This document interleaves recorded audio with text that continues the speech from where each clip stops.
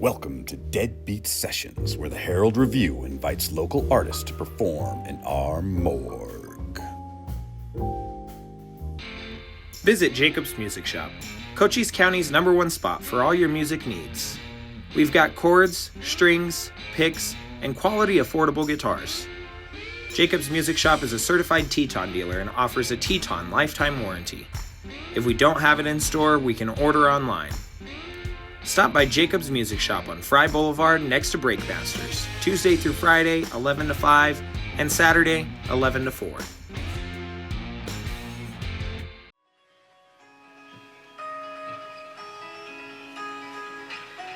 My black is cocoa butter confidence, shea butter sensual smooth. More than a movement, my black soothes, it's the balm for what ails and never fails to uplift. My black has always been, will always be, and is presently a gift.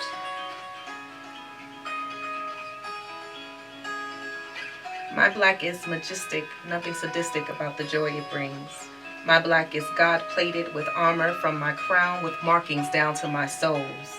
My black is aged like wine, refined in all I do. My black is poised, handcrafted, shaped and molded to be exactly who I need in that season. My black is built journey upon journey. My black is here, listening, trusting, surrendering, choosing to believe and believe and believe again. In the dark, swimming into the confusion, once again opening my eyes in this room of millions upon billions and trillions of words. Reaching for a hint, a scent, a taste of what's to come next. My black. My black is. Oh yeah, go ahead. They call me strong, like armor I never asked to wear. They say you can handle it, the pain, the hurt. It only made you stronger. And hand me pain with no apology. When I speak of hurt, they nod like it's medicine. But it made you stronger, as if suffering was a gift. But I am not built only to endure pain. I am soft, I am loving, I am care wrapped in warmth, not just survival. Now, don't get me wrong, my black is turning pain into power and to be strong. But for you to only see this in a black woman and ignore the very thing that makes her feminine and human, well, it's so stereotypical. Hold me gently, listen when I ache. Do not praise my pain. See my tenderness and treat me as the woman I already am. My black is, it's only stereotypical if we let it. My black is, I didn't need to be strong. I needed to be protected. My black is the container of all that is casted from my creator's cascade, a kaleidoscope, a record of my percipience. My black returns retinas to the blackest beyond between blinks, where my black exists within my creator's spectral ink. My black is a gift. My black is purposeful. My black is honest. My black is powerful. My black is spectral. My black is. My black is. My name is Megan the Muse, and I am a local poet, native Sierra Vistian. I love words. I love poetry because it lets me share exactly what I'm feeling in the moment. It gives me clarity. It gives me peace. And writing on many days has been my best friend. So that's why I love to write. And my piece is called It's about time. Time has no future or past. It's an everlasting now. And it don't care how you do or don't or will. Time won't stand still for you. You're on time's graces. And it's audacious to assume that time is spacious when the basis is solely on how you choose to use it. Time is perspicaciously existing no matter the format in which you choose to view it. Through the ticks and tocks of biological clocks or chronological orders, time has no borders, no blocks or slots to fit between. Time is a perpetuation of nows and nevers romantically sewn together at the seams. Time is patchwork memories paired together with blueprint dreams. Time is unapologetically authentic and esoterically eccentric. Your grandiosity a metric could never define. Time will never hold on for a second or just wait a minute, and there's no hourly wage by which you could ever confine time. Time ain't ever owed you nothing, so don't go stuffing borrowed tomorrows too deep down inside your purse. Time is not forgiving and isn't tending to the mending of emotions bruised by hurt. Time doesn't heal all because time doesn't feel all unaffected by what troubles you. Time could care less if you choose to lose or follow through and take the W. Time follows time wherever time goes, so time after time, the sign of the times is whenever time shows what's already been as a brand new thing. Because if there's anything time loves, it's a good rebranding time. Procrastinate on your progression and you'll soon learn your lesson, because when it comes down to time, it'll sure call your bluff. Time doesn't care about your right now, so prepare for the right now, because when it comes down to time, you only get just enough time. Hello, my name is Ev Yusuf, also go by Esoteric Memory. I am a multimedia artist, poetry, digital art. Today I'll be presenting some poetry. The poetry is inspired by esoteric traditions, some of the hidden arcane understandings and misunderstandings integrated in our matrices and our reality. And so what I'm seeking to do is explore some of the interdimensionality within concepts and within language that communicate many different forms. So today I'll be presenting Avant's Psycholocalities, parts 1 and 2. So let's start.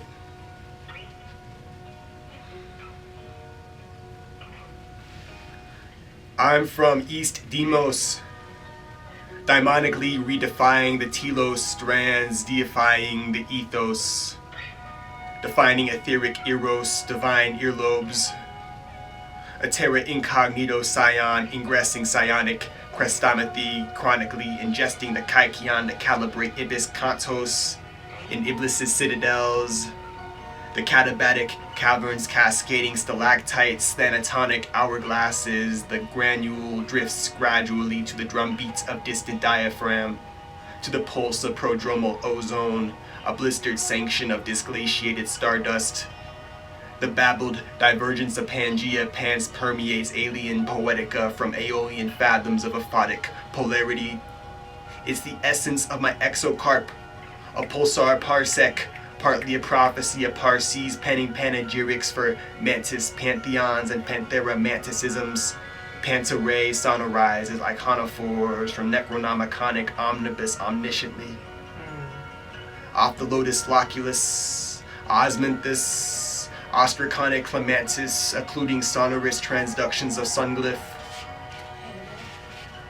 Attenuating these congruencies, plasmid fluid transmuting it fluidly through theurgic purviews of myrthurables, the mayfly's oeuvre.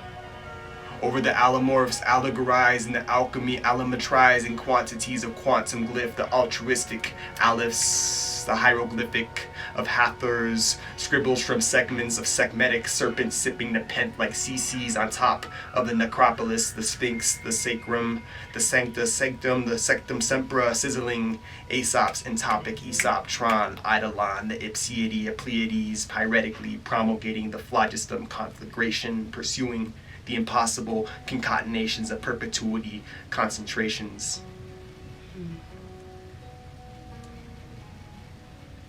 Pause. Pause, possum. Glassy-eyed momentum approaching solstice, its size. In old semblance, saturated from the scorched, opacified to its previous revelation. Momentum, moment. Once again, the prefix and the suffix both repeating like pendulum interim interred in these interior stains, reenacting the source of my suffix's semblance, its size. Size from its preterite iams, its proto-iams and iotas, its isochrony, its protomitosis, gnosis, the 8-ball endocytosis, the 12th house, semiosis, Moses, decalogue, dodecagogue, proto-triskadeca, just dexterous with the decadence, I trick the decibels, delicately, deliquesce, the indelible, absolute, permute, the cryptolect, the arcane argo, alute the jargon, the cybernetic melange of my cypheric illusion. I started going by entheogenic volution, Eleusinian prolusion, the fusion of fate's conclusion, how it winds between the fine twill, my quill bruise, collusion, it moves through these geometric paraphrases of Parmenides, peeling apart the haze of antistrophe, Atropos's apoplectic apropos, apostrophes, a priori, summarized in the sum of the possession engraved on my own convergence, spoken like the Lamic breadcrumbs, the boiling exile exudes as a clock melts Pangea, erased her lungs, unchiseling my brevity. My name is Seven. I am from Detroit, Michigan. Also known as your spiritual divine alchemist. Yes, I do consider myself an alchemist because I believe in turning pain into power, turning pain into purpose. I write to awaken the soul and spirits of others. I write to inspire, to bring awareness. Writing is healing for me, which brings me to my first piece. When I wrote this, it definitely helped me heal. And I'm hoping this will bring healing and awareness. This first piece I call When a Narcissist Meets an Empath.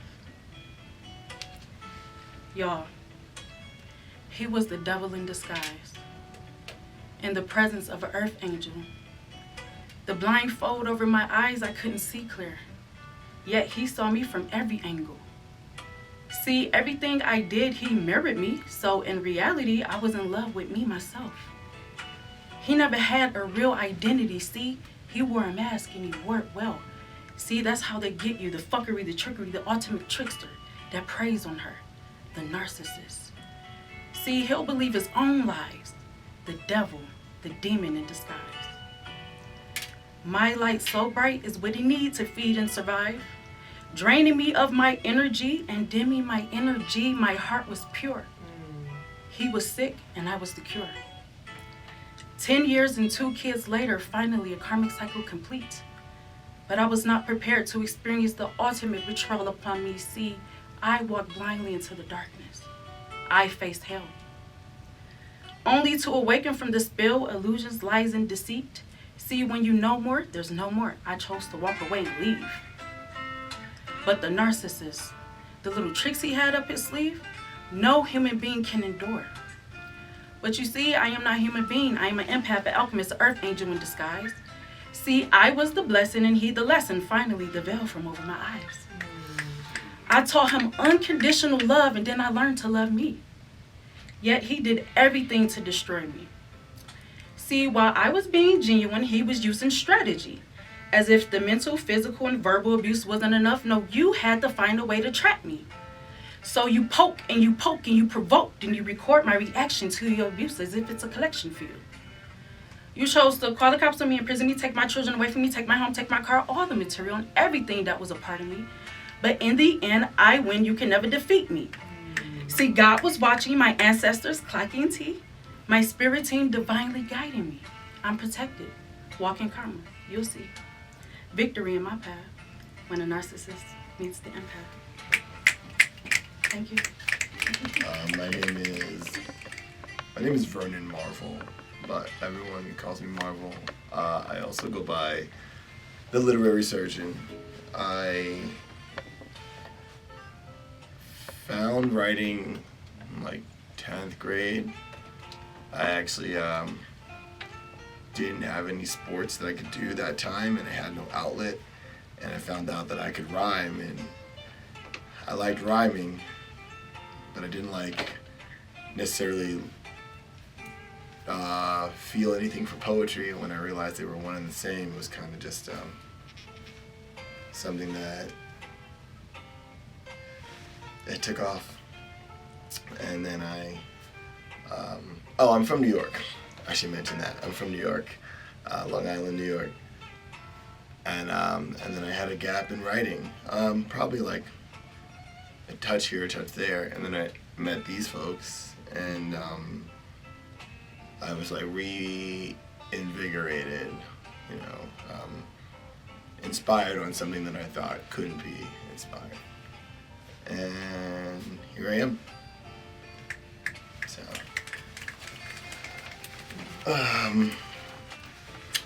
it's funny that I'm supposed to say the title of my piece before I say it up.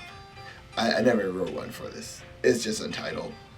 No name came to mind, so, you know, you can put it in however you want.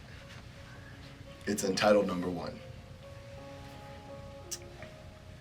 Life is a bitch, and that's not new.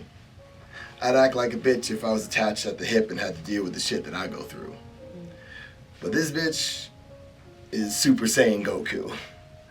And lately she's up in the stakes. She's giving up no rest breaks. She's on performance enhancers. Ask me what she takes. Just Red Bull and Viagra. No dirty talk, just aggro. And I know you're all thinking, but really, why is that bad, bro? I know progress is pain, but why mine always need the Advil?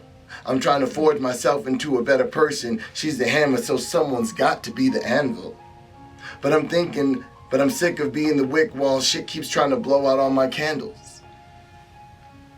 And there it goes.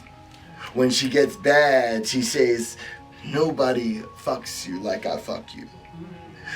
But you also fucking over my friends, so I guess that makes me a cuckold too. So say it with your chest when you caress and gather for that huck too. I know life is about embrace, but you kiss my cheek only to slap my face. I've been told you gotta do what it takes, but sometimes I hate the way she tastes. Faces like Zendaya, but pussy smell like cheese from Land O'Lakes. I hate the way she fakes, talking about, you know you like that. Don't it feel good? Bitch, my rent's doubled, I'm overdrawn, and I'm still up in the hood. How long you gonna keep fucking me? Jump off my dick. How long you gonna keep riding me?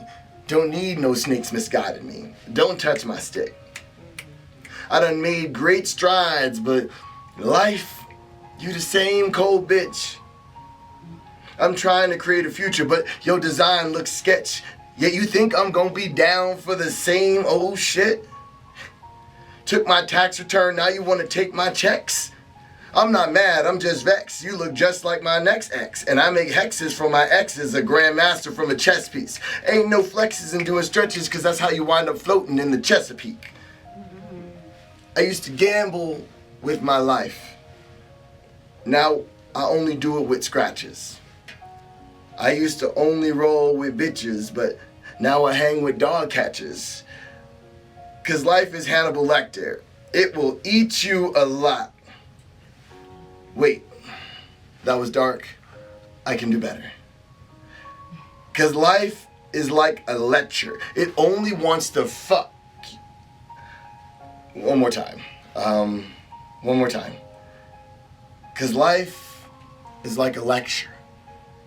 You gotta pay attention. Disrupt the class too many times and you might get detention. Keep that shit up and you might get suspension. Repeat the class too many times and you might get life. Thank you. All right. Hey, my name is Twanita Lassiter. I am the owner and founder of Poetry Growth in Motion, where life experiences connect me to each and every one of you. I enjoy writing because it is a form of release, and it allows me to connect with other people, and then the conversations and the relationships that are built from that, and then eventually we all become a family, which is what we have here today. The piece that I will be sharing is titled Black Boy Joy. Black boy joy. I am the mother of a little black boy, and my black boy is joy.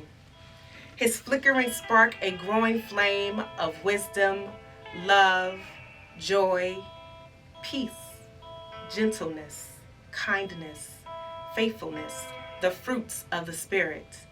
I am the mother of a little black boy, and my black boy is joy. His future is manifesting with every lesson the Father places his way lifelong to carry him on his journey. Overcoming adversity with love, being bold, courageous, and disciplined, knowing the weight of his words and the power that it carries. His circle of influence and life thereof, creating boundaries and balance, making choices beneficial for his future.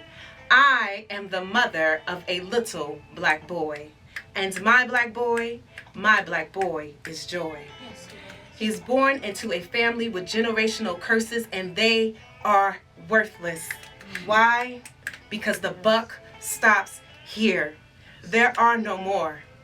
He's surrounded by perfectly imperfect people embracing their flaws and remedying any situation. I am the mother of a little black boy, and my black boy is joy.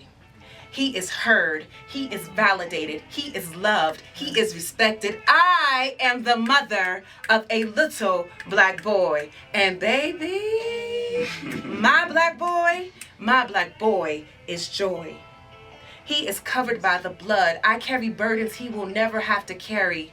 Harnessing, shielding, protecting as much as I can in this physical realm while my prayers reach this. Go back. Harnessing, shielding, protecting as much as I can in this physical realm while my prayers reach the spiritual heavens. I am the mother of a little black boy, and my black boy is joy. He is not easily broken nor undone. He is rooted in the faith of his father. I am the mother of a little black boy, and my black boy is joy. Yes, he is. My name is Veronica. I'm originally from Tucson, Arizona, and I've always had a proclivity towards the arts and expressing myself. There's been a journey along this life, but coming back to my creative expression really is what ended up saving my life, and to express myself and share the way that I get to now feels like nothing short of a blessing. This first piece came through after some brutal honesty, and I realized that honesty oftentimes holds the key, because this life and being human is full of everything. We came here to experience and feel it all, and while it's a beautiful thing to be optimistic and have an embodied faith and trust, part of that faith includes being honest about when things don't feel so good. So this is called the space in between. I am much larger than you might ever think that I am. You may see me stand at 5'2", but you really haven't got a fucking clue. I am large enough to carry the full weight of depravity and the wholeness of the truth. Vast as the oceans and as boundless as the heavens, hot as hell and communing with the heathens. Yes. Angels are here, and so are my demons. We have a standing appointment for afternoon tea in that sweet spot in between holy congregations and whirlpools of the damned and forsaken. Do you know what it takes? To dance in hell and then cry in heaven, you see. I can praise God and hail Satan in the same breath. For one makes it possible and the other makes it enjoyable. Now you decide which is which. Because you see, here's the truth. I'm just trying to speak to the God in you and that bodily sinner too. For flesh is flesh and bone is bone, and it is blood that baptizes my throne. So, listen to my words and take what you need. You will get exactly what you are ready for, even if it's not what I mean.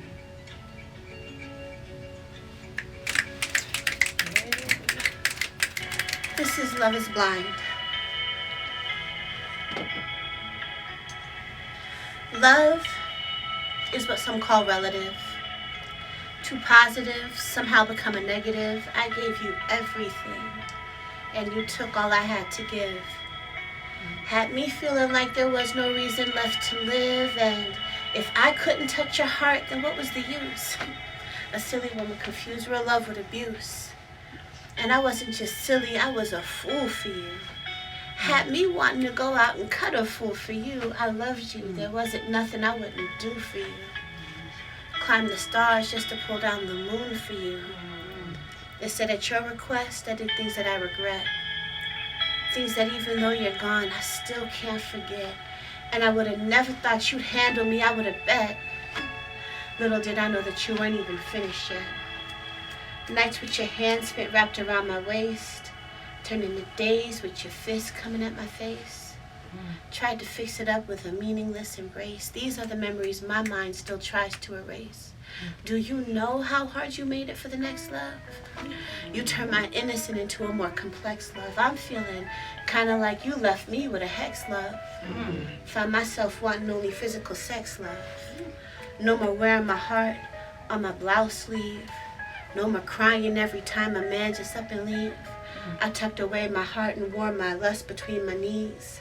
The penetration of my soul could not be done with ease. Love is blind, and without sight, I lost my senses. You treated me like a pauper, I should have been your princess. You treated me like a peasant, I should have been your queen. To be adored and not abhorred by your king, but love is blind. This next piece I call Generational Curse Breaker.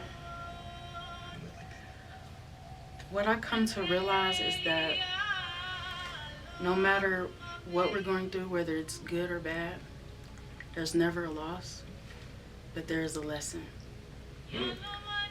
So we learn the lesson, we do the inner work, and we break the curse. We have to understand that the curse ends with us. Which brings me to my next piece. Generational Curse Breaker. No losses, only lessons. See, your rejection, well, that was God's protection. I learned from it. Now I got many blessings. You say I'm this and that, but those are your projections. See, I freed myself. Divine perfection. Now I'm walking in divine protection. When I freed myself, I became an inspiration. When I freed myself, I freed my lineage and many generations. See, I cleared the bloodline, shift my timeline. I stayed focused. I believed in divine time. What the Most High has for me will always be mine. They thought it'd be the enemy. I fought war after war, defeated the enemy. See, you may have won the battle, but I won the war. Because they can never understand what I'm fighting for. No one can ever take it from me. I'm star-spangled. I'm an earth angel. I am God's chosen. I'm highly anointed. So I advise you to find something safe to do.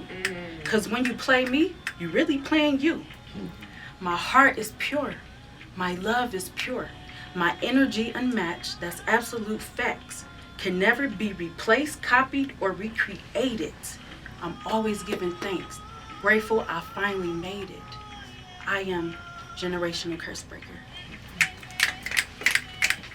Other than my own life experiences, I can't remember what else helped shape this. That's really, I do have one thing. Until I moved here, I had never, I've never written a poem that didn't rhyme, ever, my entire life. And this was the first one. First one I ever wrote that didn't rhyme. It didn't turn out so bad. This is called How to Make My Mother's Apple Pie. How to make my mother's apple pie. It's a very simple recipe. Step 1. Prepare base ingredients. 4 whole red or green apples, 1 cup cold water, ½ cup all-purpose flour, ground cinnamon, ground nutmeg, both brown and white sugar, a teaspoon of lemon juice, and a tablespoon of salt.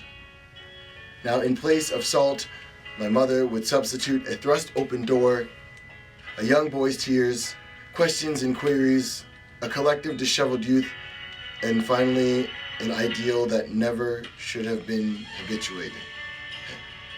Step 2. Take the flour, mix in the ice cold water, knead as needed, and be sure to wipe the young boy's excess tears from the batter, lest its taste turn oppressed, overly bitter, and singled out. Step 3. When your son asks with red eyes why they are so mean to him, and what is a porch monkey, a darky, a coon, and a spade, tell him they are just impolite nicknames that one human should not say to another. Tell him the folly,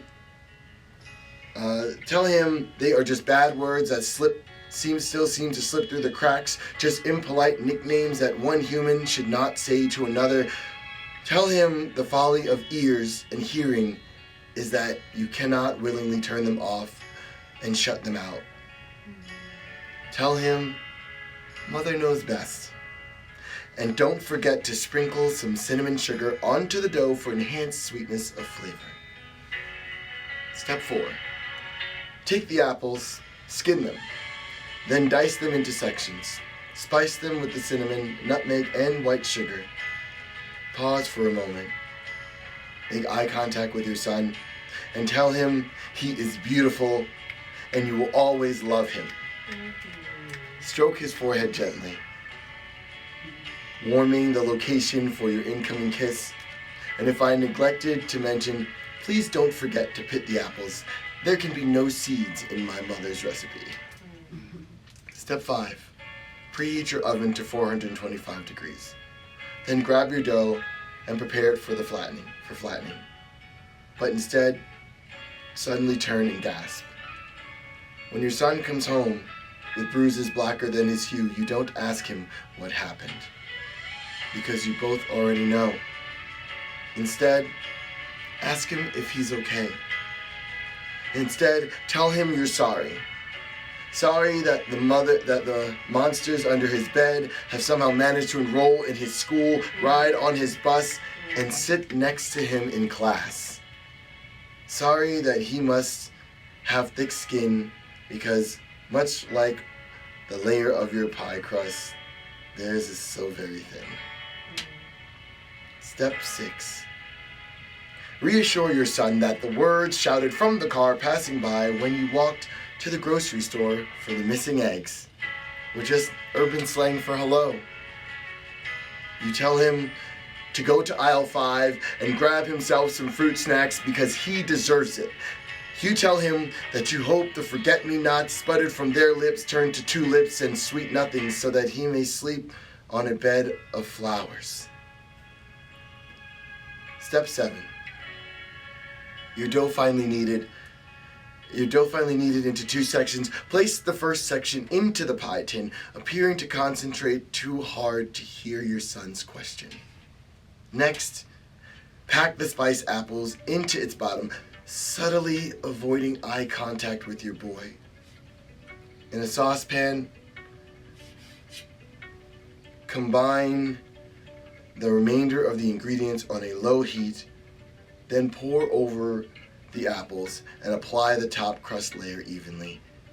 Be sure to double take at your sweet, sweet child as he reaches towards your sleeve and parts his lips to ask his question for the second time. Turn sharply, but swiftly, to put your pie on the lower rack, realizing you have run out of means of avoidance. Step 8. Brace yourself. Fortify your voice for what you know he needs to hear when he asks you, will things always be this way? Will people change? Will I always feel like this for being like this? You give him a small spoonful of that pie you're already baking, salivate the lie.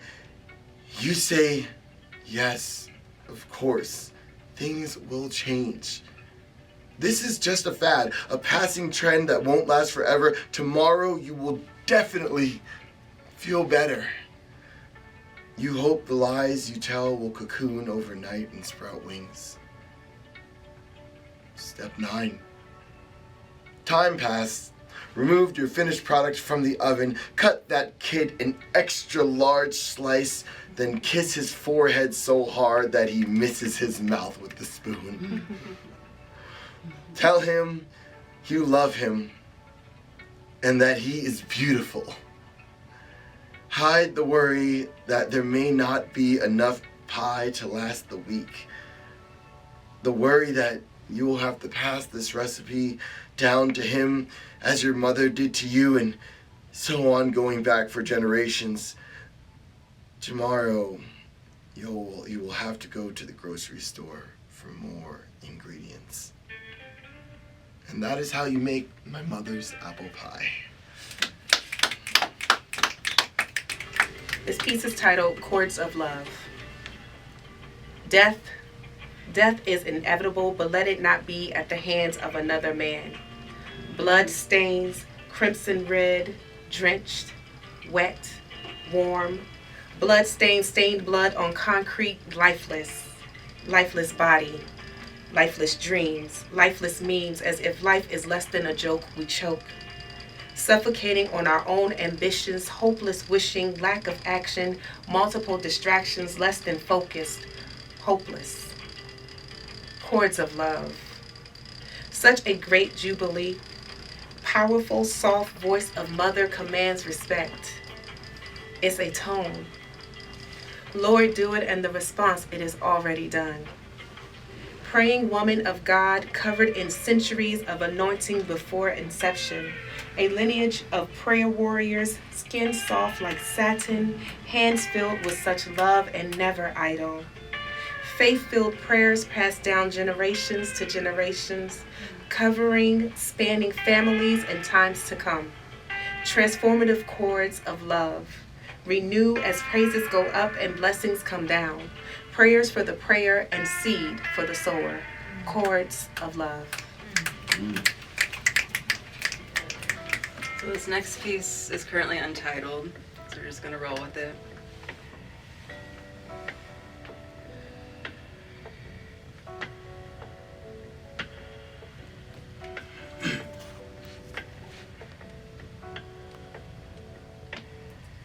I want to feel the warmth of your breath as it reunites with the air that I breathe.